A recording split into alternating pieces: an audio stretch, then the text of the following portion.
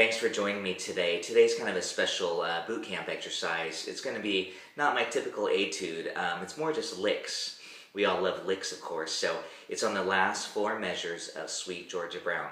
We're in the key of G, and it's this walk down: G7, F sharp 7, F7, E7, E flat 7, D7, and G6. 1, 2, 3, 4. 1, 2, 3, 4.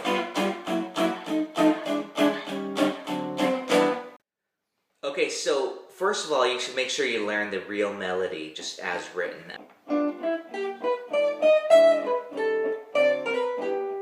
Okay, so I'll show it to you slowly. Okay, that's how I'm fingering it. D, E, G, B, D, so G major penta, chromatic, D sharp, E, B, A, and then D. I did a little chromatic slide here to make it bluesy. Okay, so it says. And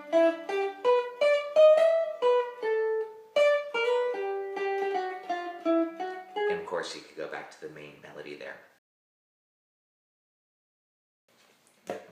Okay, so now I'm going to show you the ending phrase with an ending lick. And this is the ending lick that's used on minor swing, so many gypsy jazz songs, and you should definitely know it in any key. We're in the key of G, so I'm going to start on D, 1.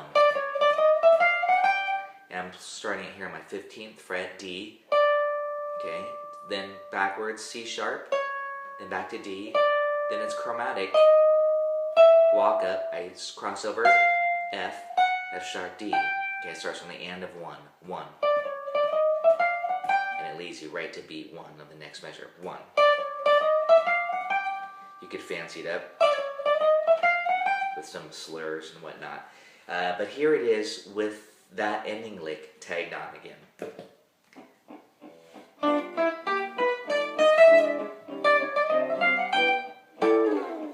And I'm ending on this G6-9 chord. And that's 14, 14, 15, 15, E, A, D, G respectively.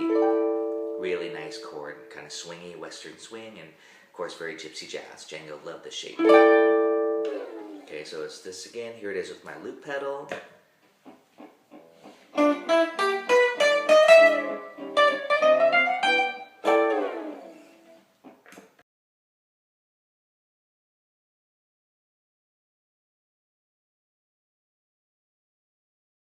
Here's lick number 1. I'm just going to hop around. These are all available on my Patreon site if you want to grab the 2-page worksheet with all these licks tabbed out in rhythm where I would play them. I'm just going to play you a select few. Here's number 1. This one's pretty easy. Well, relatively, of course, depending on tempo.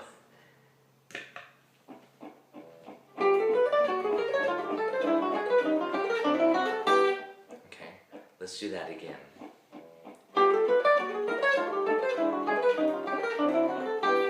So that was just kind of this descending chromatic pattern, which is really nice. 1, 2, 3, 5 of the chord that we're on G. Works beautiful on a G dominant 7. And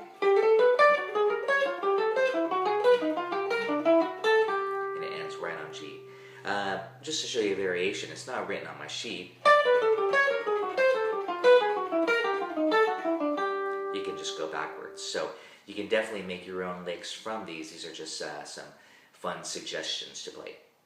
Okay, so let's move on to lick number 2. This is a triplet, almost more of a rock lick, but hey, it's fun to get these little rock pull-off triplet licks in, kind of a la Van Halen meets Django. Here we go.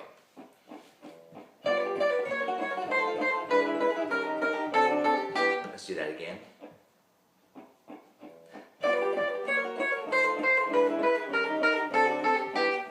Led Zeppelin-y too. So we have this G major triad.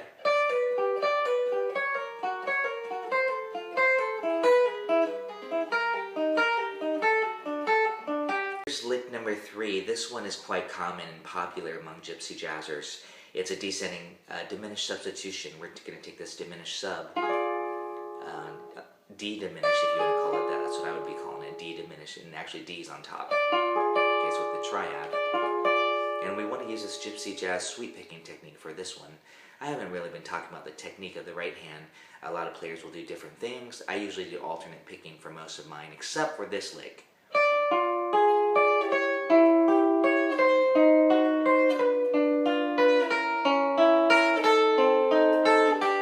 Okay, so it's chromatic.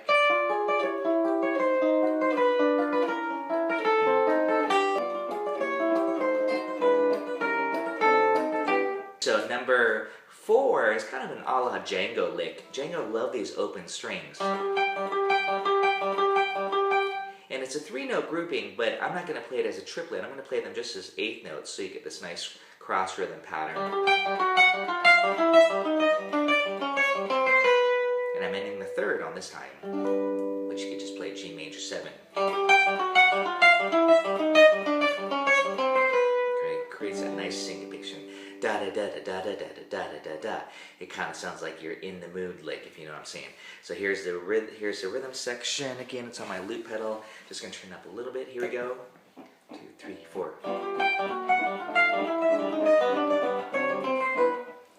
Again.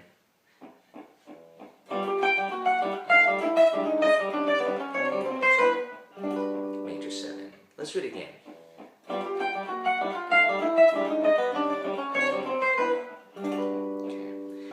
So number 6 is a nice chordal embellishment. It's more just thinking, hey, I'm in the key of G, I'm going to embellish around a G chord.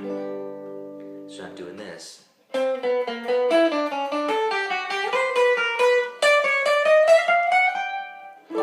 there's that G6-9 that we talked about earlier. So I took that G shape and I started just on B, around B, and I'm doing this enclosure lick. Then I'm going to the D, same idea, upper neighbor, lower neighbor, you know what I'm talking about, you've seen my videos, I hope, where I'm doing these boot camp exercises, and then 1. Let's hear what that sounds like in time. Got some birds chirping in the background there, they must like this, they're singing along. Alright, if you can hear that, here we go.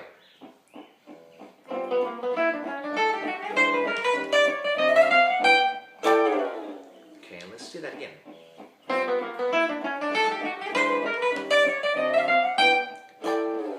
Okay, great. So I hope you're enjoying this.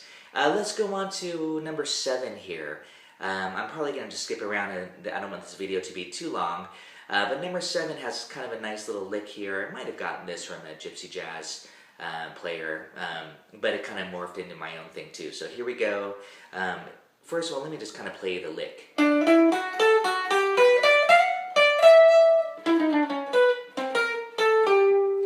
Kind of a nice little bluesy phrase at the end there, with the triplet too.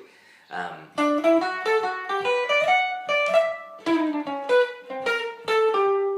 this is almost like we're going to play a 2-5-1. You know, which is almost like a Djangology.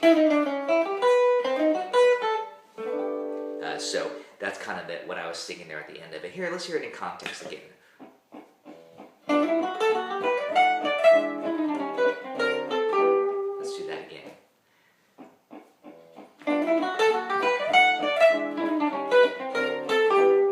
Okay, so number 15 is very similar to number 14, except I'm going to hit a G9 quarter notes right on 1 and 2, and then immediately go to this chromatic lick, and it should end right on G. So it's 1, 2, 3, and of course that harmonic on the 5th fret. Okay, you want to get that nice chimey sound. Let's try that with the rhythm section and see how that sounds.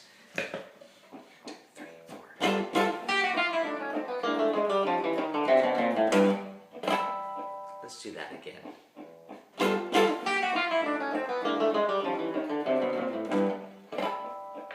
Okay, I'm going to just do 2 more here for you. This is number 17, and it's a similar triad lick earlier, but I'm just doing quarter note triplets. I think it's nice to work in different rhythmic aspects of things as well. So here it is, the shape.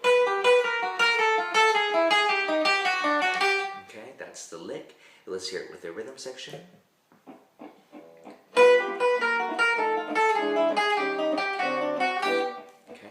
I don't need to repeat that one. Number 18 here, this is actually the last one on my page. I'm thinking it's kind of, I'm treating it like it's a circle of fifths, really more a cycle of fourths, like this.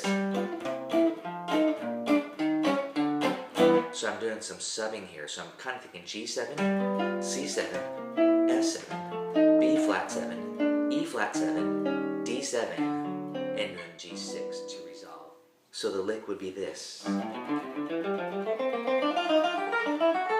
Okay, so it's kind of fun. As doing kind of similar to what number 1 was. Almost a full circle here. I'm doing this kind of a pentatonic scale. 1, 2, 3, 5. 4-note scale. It's a pretty popular scale to use because it could be on a G major. It could be on a G7. Okay, just 1, 2, 3, 5. From the pentatonic scale. And then I took that around the dominant cycle. So I'm going G, C, F, B flat, E flat, D, and G.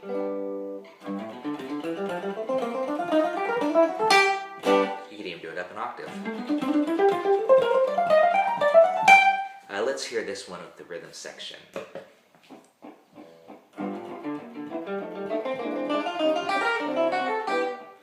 Let's do it up an octave.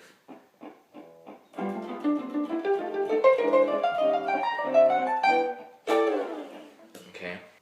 Hey guys, thanks for watching today's video. I hope you enjoyed it. Again, if you do like what you heard, you can grab the PDF exclusively on my Patreon page along with all my other etudes, solo guitar arrangements, bossa nova, ukulele, etc. There's so much great stuff. I hope you enjoy it. Thanks a lot. We'll see you next time.